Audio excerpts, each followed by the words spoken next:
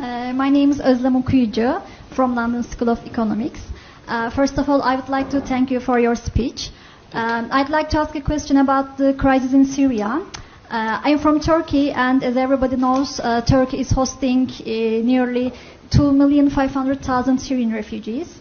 And some Turkish people are criticizing Saudi Arabia on the grounds that Saudi Arabia isn't accepting refugees and it isn't doing enough for refugees as a rich country.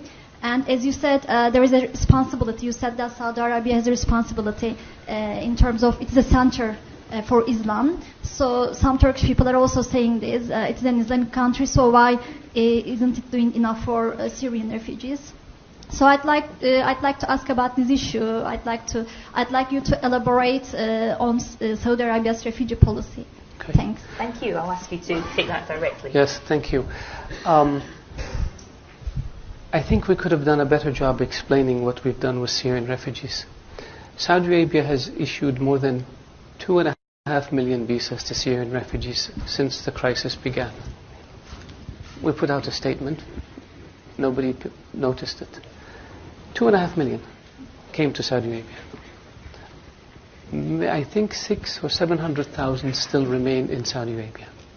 Not one of them lives in a refugee camp. And not one of them lives in a tent.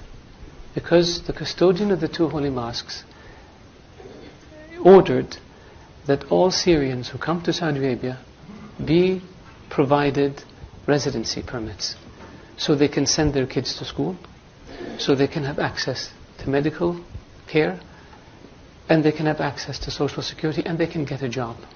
We don't have one Syrian.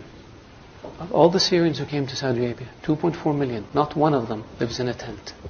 And the same thing we did with Yemenis.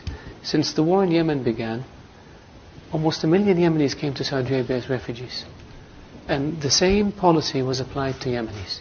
Not one of them lives in a refugee camp, and not one of them lives in a tent.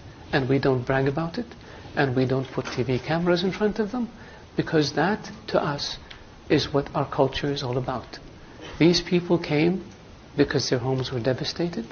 They came seeking refuge and shelter and safety in Saudi Arabia, and we provided for them in a way that is dignified, in a way that doesn't humiliate them, in a way that allows them and their children to lead as normal a life as possible given the circumstances. So I really appreciate the question, so I can educate the audience about our refugee policy. Thank you. Thank you very much.